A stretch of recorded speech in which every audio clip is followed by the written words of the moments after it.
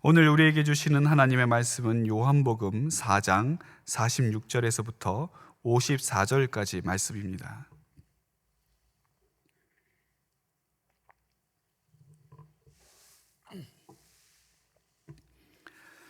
요한복음 4장 46절에서부터 54절까지 말씀, 저와 여러분이 한 절씩 교독하시고 마지막 절은 함께 봉독하도록 하겠습니다. 46절부터 제가 봉독하겠습니다. 예수께서 다시 갈릴리 가나에 이르시니 전에 물로 포도주를 만드신 곳이라.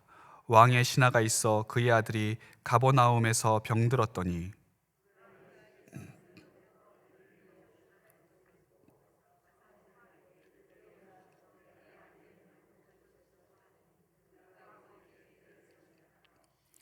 예수께서 이르시되 너희는 표적과 기사를 보지 못하면 도무지 믿지 아니하리라.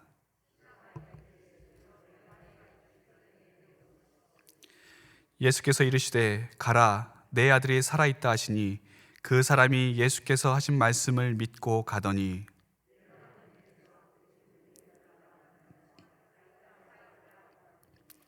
그 낫기 시작한 때를 물은즉 어제 7시에 열기가 떨어졌나이다 하는지라.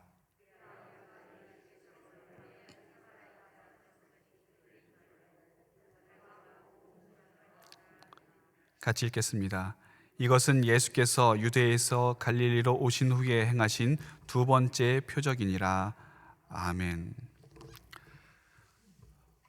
우리 기독교에서 사용하는 용어 중에 너무나도 많이 쓰이고 또 많은 사람들이 사용하고 있어서 당연히 성경에 나오겠거니 하는 그런 단어들이 있습니다. 하지만 그 단어들은 실제 성경에는 나오지 않습니다. 그 단어가 실제 성경에 나오지 않는다고 해서 그것을 억지로 꾸며내거나 거짓으로 만들어낸 단어는 아닙니다. 그 단어가 얼마나 중요한 기독교의 진리를 담고 있고 얼마나 중요한 성경의 핵심 메시지를 담고 있는지 모릅니다. 그 중에 하나가 대표적인 것이 바로 삼위일체이죠. 이 삼위일체라고 하는 단어 자체는 성경에 나오지는 않습니다. 하지만 삼위일체, 하나님의 삼위일체는 우리 기독교 신앙에 있어서 핵심적인 부분이죠. 우리는 성부, 성자, 성령, 삼위일체 하나님을 믿습니다. 그 삼위일체 하나님께서 우리의 구주 되시고 그분께서 우리의 참 하나님 되심을 우리는 믿고 고백하는 것이죠. 그렇기 때문에 이 삼위일체가 그 사람의 신앙이 정통인가 아니면 정통이 아닌가를 판가름해주는 중요한 잣대가 되는 것입니다. 이와 비슷한 것이 있습니다. 우리가 얼핏 이게 당연히 성경에 있겠거니, 성경에 나오는 단어이겠거니 하는데 성경에 나오지 않는 단어가 있습니다. 바로 섭리라고 하는 단어입니다. 아마 많은 분들이 이 섭리라고 하는 단어가 성경에 나오는 것 아닌가 그렇게 생각할 수 있지만 섭리라고 하는 단어 자체는 성경에 나오지 않습니다. 그러나 우리는 하나님의 섭리를 믿지요. 하나님께서 이 모든 만물을 주관하시고 섭리해 가신다라고 하는 그 신앙을 우리는 가지고 있습니다. 역사적으로 보면 신앙을 고백하는 많은 신앙 고백들이 있는데 그 중에 대표적인 것이 우리가 예배 때 사용하는 사도신경입니다. 근데 이 신앙 고백은 사도신경 외에도 여러 가지가 있습니다. 그 중에서 오늘날 우리 장로교회 또 많은 교회들의 아주 중요한 영향을 끼친 신앙 고백이 있는데 그것이 바로 웨스트민스터 신앙 고백입니다. 우리가 세례 받을 때 세례 교육을 받는데 그 세례 교육에 들어가는 내용들이 주로 이 웨스트민스터 신앙 고백에서 따온 것들이 많이 있습니다. 이 웨스트민스터 신앙 고백의 제5장 그 내용은 섭리에 관하여라고 하는 챕터가 있는데 그 챕터에 보면 이 섭리에 대해서 이렇게 이야기합니다. 만물의 위대하신 창조자 하나님은 그의 지혜와 권능과 공의와 선과 자비의 영광을 찬양받기 위해 그의 무오한 예지와 자유롭고 변함없는 그 자신의 뜻의 방침에 따라 지극히 지혜롭고 거룩한 섭리에 의해 가장 큰 것에서부터 가장 작은 것에 이르기까지 모든 피조물과 행동과 사물을 붙드시고 지도하시고 주관하시고 통치하신다. 여러분 좀 어렵지요? 쉽게 말하면 이런 것입니다. 섭리란 무엇인가?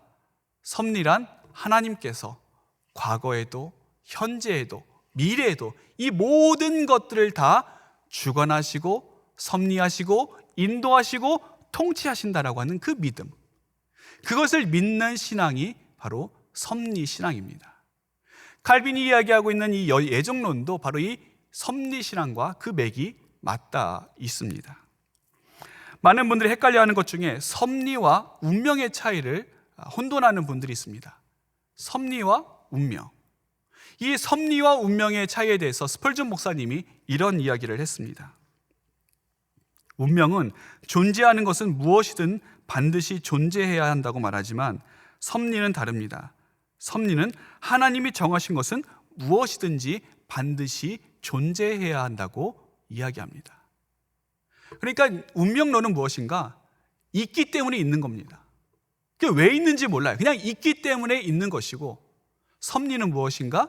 하나님이 목적을 두시고 거기에 두셨기 때문에 그것이 있는 것입니다. 운명은 단지 그것이 존재해야 한다고 말할 뿐 그것의 분명한 목적을 말하지 못하지만, 섭리는 하나님이 이 세상의 바퀴들을 목적에 맞게 움직이심으로 그것들이 거기에 있다라고 말합니다. 세상에서 말하는 운명은 우연히 이루어졌다고 이야기를 하죠. 우연히 먼지들이 부딪혀서 대폭발을 일으켜서 우주가 생겨났다고 이야기하고, 우연히 분자들이 서로 모여서 생명체를 이루고 우리 인간이 되었다고 이야기를 합니다. 하지만 성경은 다릅니다. 성경은 뭐라고 이야기합니까? 우연히 된 것이 아니라 하나님의 섭리에 의해서 된 것이다. 하나님의 선명한 목적에 의해서 온 우주가 만들어진 것이고, 하나님의 분명한 목적과 의도에 의해서 생명이 창조되고 우리 인간들이 생겨나게 된 것이다. 그것을 성경은 우리에게 말씀해주고 있습니다. 그렇기 때문에 우리가 하나님의 섭리를 믿는다라고 한다면 내게 일어나는 이 모든 것들이 다 하나님의 손 안에 있음을, 하나님의 주권 안에 있고 하나님의 섭리 안에 있음을 믿는 것입니다. 이것이 우연이고 저것은 하나님의 섭리고 그것이 아닙니다. 크든 작든 위대한 것이든 사소한 것이든 간에 이 모든 것들이 다 하나님의 섭리 가운데 있다. 그것을 믿는 것이죠. 그런 점에서 볼 때 오늘 요한복음에 나오는 표적은 매우 중요한 의미를 우리에게 주고 있습니다. 여러분도 아시다시피 요한복음에는 모두 7가지의 표적이 등장합니다. 이 표적은 기적이나 이사와는 좀 다릅니다. 표적은 분명하게 이야기하는 것이 있죠. 표적이 무엇을 이야기합니까? 예수의 그리스도 되심을 우리에게 분명하게 알려줍니다. 그래서 영어 성경에서도 기적이나 이적은 어떻게 번역하느냐? 미라클 또는 원더스라고 그렇게 번역을 하는 반면에, 표적은 뭐라고 번역을 하느냐면 사인이라고 번역을 합니다. 사인은 그 사인 자체가 중요한 게 아니죠. 사인이 가리키는 것이 있습니다. 사인이 의도하는 것이 있고 사인이 목적하는 것이 있죠. 그걸 보는 것이 바로 표적입니다. 사실 기적이나 이적은 우리 기독교에만 있는 것은 아닙니다. 어디든지 있어요. 다른 종교에도 신비한 일들 많이 있습니다. 기적과 같은 일들 다른 종교에도 수없이 있습니다. 모든 종교에 기적이 있어요. 아니, 종교 밖에도 기적과 신비한 일들은 언제든지 존재합니다. 그러나 표적은 다르죠. 표적은 기독교에만 있습니다. 왜 표적이 기독교에만 있는가? 바로 그 표적이 예수 그리스도를 우리에게 보여주기 때문에, 예수 그리스도에 대한 우리의 믿음이 동반되고 예수 그리스도에 대한 우리의 신앙 고백이 동반되기 때문에 표적은 기독교에만 있는 것입니다. 요한복음에 나오는 7개의 표적 중에 오늘 본문은 두 번째 표적인 왕의 신하의 아들을 예수님께서 고쳐주신 그 이야기를 하고 있습니다. 근데 여러분, 이 표적을 보면 뭐 그렇게 대단한 것인가? 뭐 그렇게 큰 일인가? 하는 생각이 듭니다. 다른 표적들을 한번 보십시오. 첫 번째 표적인 가나에서 물로 포도주를 만드신 사건, 여러분 얼마나 신기합니까? 또 뒤에 나오는 오병이어로 5,000명을 먹이신 사건, 무리를 거르신 사건, 또 심지어 죽은 나사로를 살리신 사건, 여러분, 이 사건들 보면 어떻게 보면 오늘 왕의 신화를 고쳐주신 이 사건은 좀 별것 아닌 거 아닌가, 대수롭지 않게 넘어갈 수 있는 것이지만 오늘 본문은 우리에게 이렇게 설명하죠. 54절에 보시면 분명하게 말씀합니다. 이것은 예수께서 유대에서 갈릴리로 오신 후에 행하신 두 번째 표적이니라. 그러므로 우리가 이 사건을 볼 때 무엇을 봐야 되는가? 신비한 기적, 신비한 사건을 보는 것이 아니라 표적을 바라봐야 됩니다. 이 사건이 의미하는 표적이 무엇인가? 오늘 사건이 발단이 되는 46절은 이렇게 시작을 합니다. 예수께서 다시 갈릴리 가나에 이르시니 전에 물로 포도주를 만드신 곳이라. 예수님께서 요한복음 4장에서 사마리아 여인을 만나시고 그리고 이제 고향인 갈릴리 가나로 오셨습니다. 그 가나는 우리가 알다시피 예수님께서 물로 포도주를 만드셨던 첫 번째 기적이 일어났던 그곳이었습니다. 그곳에 예수님께서 도착하시자마자 그 소식을 누가 들었는가? 왕의 신하가 들은 것입니다. 이 왕의 신하는 어디 있었느냐 하면 가버나움에 있었습니다. 가버나움과 갈릴리 가나의 거리는 약 30km 정도가 되는데 우리로 따지면 이 분당에서 오산까지의 거리가 됩니다. 지금이야 차로 금방 가지만 당시는 하루나 이틀 길을 걸어서 가야 했던 그런 길이었습니다. 그런데 여러분, 어떻게 예수님이 가나에 도착하신 그것을 이 왕의 신하가 금방 알아차릴 수 있었겠습니까? 어떻게 예수님께서 도착하신 그때에 딱 맞게 그 소식을 이 왕의 신하가 들었겠습니까? 왕의 신하가 기다린 거죠. 예수님이 오시기만을 기다렸던 것입니다. 그곳에 사람을 보냈거나 아니면 그곳에 있는 사람에게 부탁해서 예수님이 오시면 나에게 좀 알려달라고 이 왕의 신하가 그렇게 미리 언지를 주었던 것이죠. 그럼 왜 이 왕의 신하가 예수님이 오시기를 그렇게 기다렸는가? 그 이유가 46절 하반절에 나오는데 왕의 신하가 있어 그의 아들이 가버나움에서 병들었더니, 왕의 신하의 아들이 병이 들었습니다. 근데 이 병은 그냥 가벼운 병이 아니라 47절에 보면 왕의 신하가 예수님께 부탁하는 것을 한번 보시면 아마 죽을 병에 걸렸던 것 같습니다. 죽을 병에 걸렸어요. 그렇기 때문에 예수님을 찾아온 겁니다. 사실 그렇죠, 여러분. 일반적으로 고칠 수 있는 병이면 예수님을 찾아왔겠습니까? 좋은 약이라는 약은 다 써보고 용하다는 의원은 다 불러보고 다 해도 안 되니까 마지막에 최후의 방법으로 예수님께 나온 것입니다. 근데 여러분, 원래 이 신하는 예수님을 찾을 수 있는 그런 상황이 아닙니다. 당시 이 신하가 섬겼던 갈릴리의 분봉 왕은 헤롯 안티파스라고 하는 왕이었습니다. 이 헤롯 안티파스가 어떤 왕이냐? 세례 요한을 목베어 죽였던 잔인하고 교활한 왕이었습니다.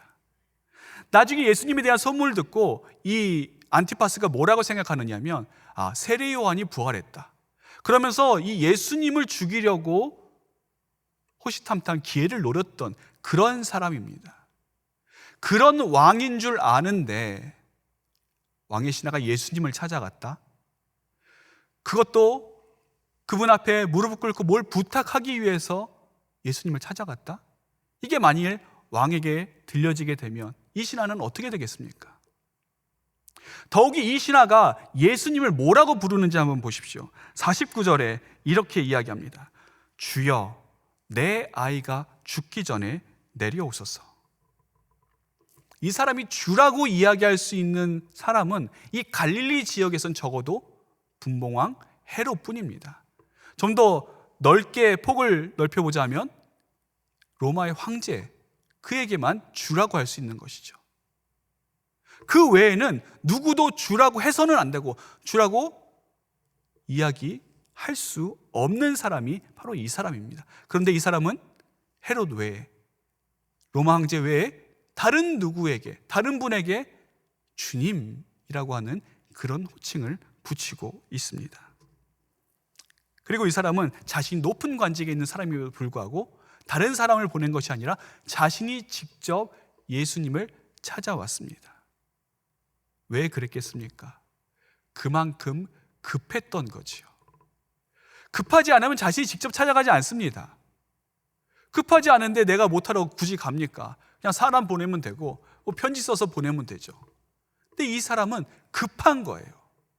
급하기 때문에 사람을 보내서 전가를 보내고 오실 수 있느니 없느니 그걸 따질 여유가 없습니다.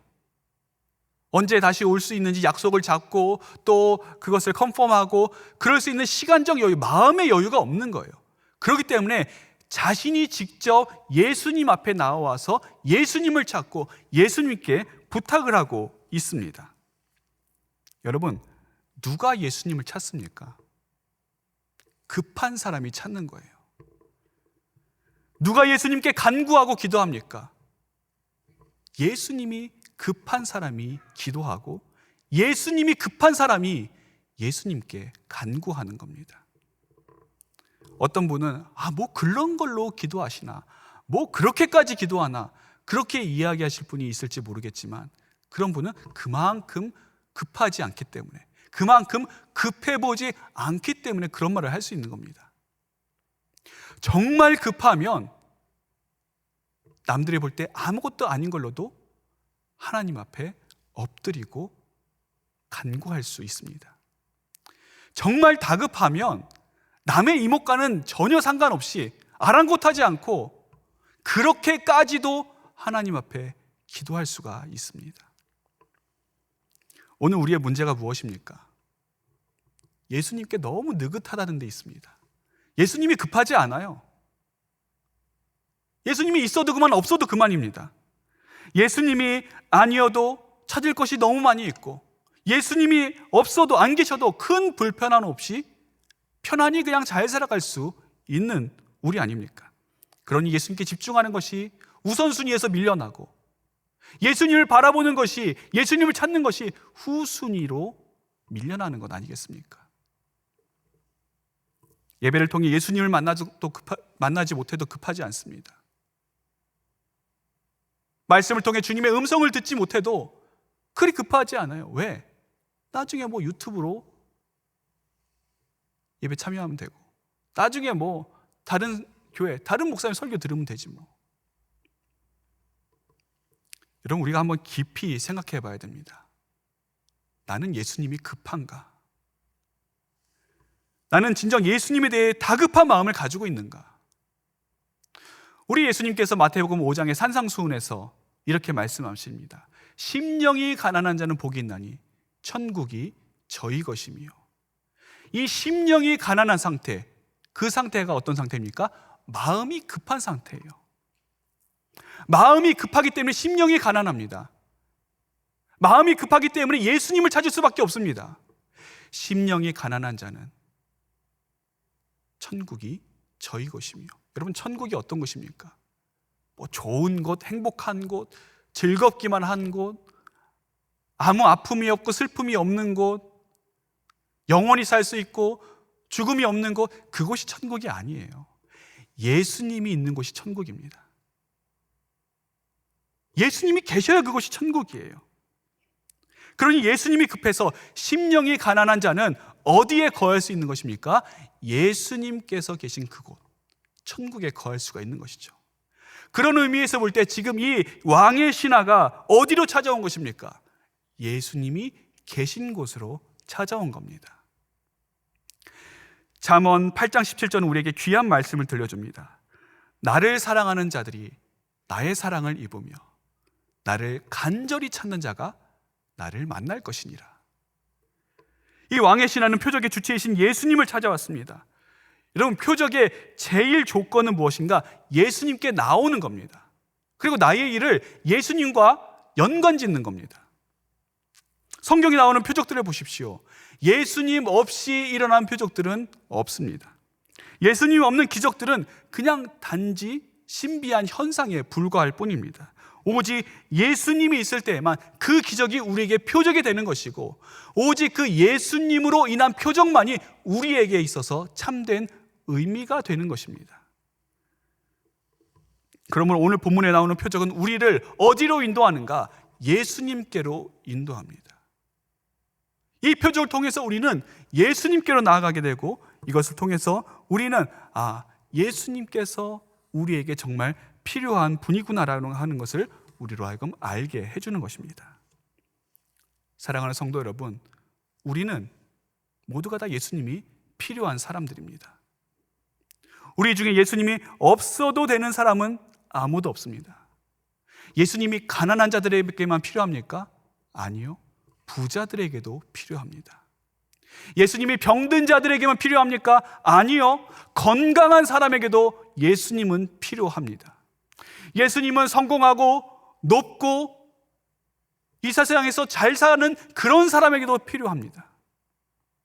가난한 사람, 못 사는 사람, 실패한 사람, 그런 사람에게만 필요한 것이 아닙니다.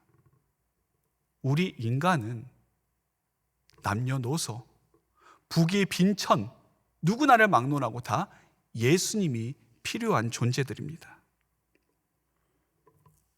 이런 왕의 신하 같은 자라도, 아니 왕보다 더 높은 헤롯 왕이라도, 로마 황제라도 예수님이 필요한 것입니다.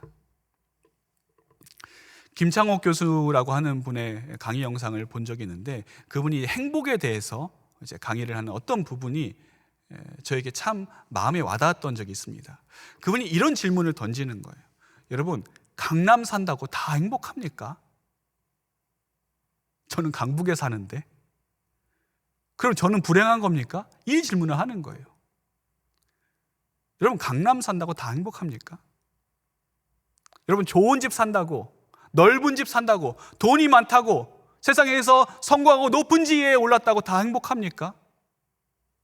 마찬가지로 돈 많고 세상에서 성공하고 높은 지위와 위치에 처해 있는다고 예수님이 안 필요합니까? 아니죠. 필요합니다. 오히려 그런 분들이 더 예수님이 필요할지 모릅니다. 정말 필요한 존재들. 그러므로 오늘 우리는 본문을 통해서 우리에게 주시는 주님의 음성을 들어야 합니다. 부유한 너도 내게 나오라. 건강한 너도 내게 나오라. 잘 사는 너도 내게 나오라. 왕의 신하 같은 너도 내게 나오라. 내게 나오되 왕의 신하같이 내게 나오라. 이 왕의 신하는 계속해서 예수님께 간구했습니다. 주여, 내 아이가 죽기 전에 내려오소서. 그때 예수님께서 말씀하십니다. 가라, 내 아들이 살아있다. 왕의 신하는 예수님께서 하신 그 말씀을 믿고 가버나움 집으로 내려갔습니다. 내려가던 도중에 올라오는 자신의 집에 종들을 만나게 됩니다. 그 종들이 들려주는 이야기가 기가 막힙니다. 아들이 살아있습니다. 아들이 살아있습니다. 아들이 나았습니다. 그때 이 왕의 신하가 종들에게 묻습니다. 내 아들이 언제 낫기 시작했느냐? 예, 어제 7시쯤에 열기가 내려가기 시작했습니다. 왕의 신하가 생각해 보니까 어제 7시면 예수님께서 말씀하신 내 아들이 나았다, 살아있다라고 하신 그 시간과 정확하게 맞아떨어지는 겁니다. 그 다음에 일어난 일들을 성경은 이렇게 기록합니다. 53절입니다. 그의 아버지가 예수께서 내 아들이 살아있다 말씀하신 그때인 줄 알고 자기와 그 온 집안이 다 믿으니라. 놀라운 기적이 벌어졌습니다. 아들이 낳기 시작한 사건과 예수님께서 말씀하신 그 시각이 정확하게 맞아떨어졌습니다. 그렇기 때문에 누가 봐도 이것은 예수님께서 고쳐주셨음을 의심할 수 없는 분명한 사건이라고 그는 받아들이게 된 것이죠. 그래서 이 사람은 이 일이 예수님께서 행하신 일인 줄로 알고 믿었습니다. 그리고 그와 온 집안이, 그의 모든 집안이 다 예수님을 믿게 되었습니다. 여러분, 여기서 중요한 게 이거죠. 기적이 일어난 게 중요한 게 아닙니다. 신비한 사건이 일어난 게 중요한 것이 아닙니다. 이 둘이 딱 맞아떨어진 그것이 중요한 것이 아닙니다. 왕의 신하가 이것을 주님의 일로, 예수님께서 행하신 일로 알고 믿었다라고 하는 것이 중요한 것입니다. 그렇기 때문에 이것이 그에게 표적이 된 것이죠. 여러분, 기적이 일어났다고 다 예수님 믿습니까? 안 그렇습니다. 신비한 일이 일어나고 놀라운 치유가 일어났다고 해서 다 예수님 믿습니까? 그렇지 않아요. 많은 사람들이 어떻게 생각하느냐? 우연이겠지. 행운이겠지. 날 때 되니까 낫겠지. 뭐 어쩌다 보니까 또 약효가 그때 들어서 그래서 나았겠지. 자신이 경험한 기적을 하나님께서 행하신 일이 아니라, 예수님께서 행하신 일이 아니라 우연한 일로 치부하고 간과해 버립니다. 그러므로 우리에게 필요한 건 여러분 기적이 아니에요. 기적보다 필요한 것은 내게 일어난 일들을 예수님께서 하신 표적으로 볼 수 있는 믿음과 영적인 안목이 우리에게 필요한 것입니다. 대부분의 분들이 기적을 바라죠. 기적이 내게 일어났으면 좋겠다. 기적이 일어나서 내가 하는 일이 잘 됐으면 좋겠다. 기적이 일어나서 내가 좋은 학교 들어갔으면 좋겠다. 기적이 일어나서 내가 돈을 많이 벌었으면 좋겠다. 기적이 일어나서 좀 하나님께서 나에게 기적을 베풀어 주셔서 내가 성공했으면 좋겠다. 그래서 학교에 들어가도 기적같이 좋은 학교에 들어가고, 회사에 들어가도 기적같이 대기업에 들어가고, 결혼해도 기적같이 나에게 꼭 맞는 사람, 나의 이상형과 같은 사람과 결혼하고. 그런데 여러분, 그런 기적이 잘 일어납니까? 그런 기적이 잘 안 일어나요. 기적은 원래 잘 안 일어나는 게 정상입니다. 그런 기적이 일어나면 내가 지금 이런 학교 다니겠습니까? 그런 기적이 일어나면 내가 지금 이런 회사 다니겠습니까? 그런 기적이 있다면 내가 지금 내 옆에 이 사람과 같이 살고 있겠습니까? 그런 기적은 잘 안 일어납니다. 하지만 표적은 다르죠. 왜냐하면 내게 이루어지고 있는 이 모든 것이 다 하나님의 섭리 가운데 있고 하나님의 주권 가운데 있음을 믿기 때문에 그것이 우리에게 표적이 되는 것입니다. 내가 다니는 학교가 기적 같은 학교가 아닐 수 있습니다. 다른 데 다 떨어지고 갈 데 없어서 갈 수밖에 없는, 여기밖에 갈 수 없는 그런 학교일지 모르지만 그곳에서 하나님을 발견하고 그곳에서 역사하시는 하나님의 능력을 체험하고 그곳에서 나와 함께 하시는 우리 주님을 내가 목격하게 된다면 그곳에 간 것 자체가 나에게 표적이 되는 것입니다. 내가 다니는 회사, 기적 같은 회사가 아닐지 모릅니다.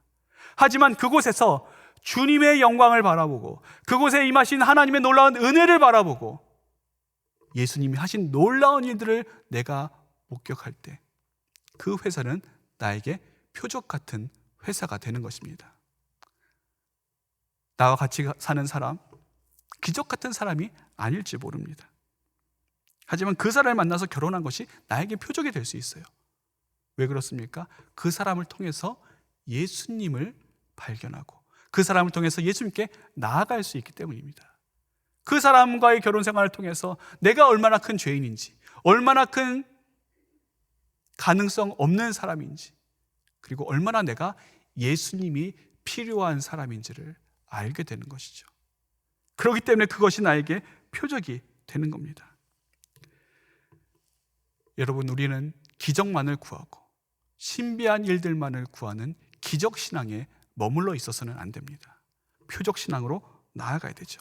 기적은 아니지만, 이적은 없지만 늘 우리와 함께 하시고 늘 모든 것을 주관하시고 섭리하시는 그 주님의 손길을 바라볼 수 있는 표적신앙으로 나아가야 됩니다.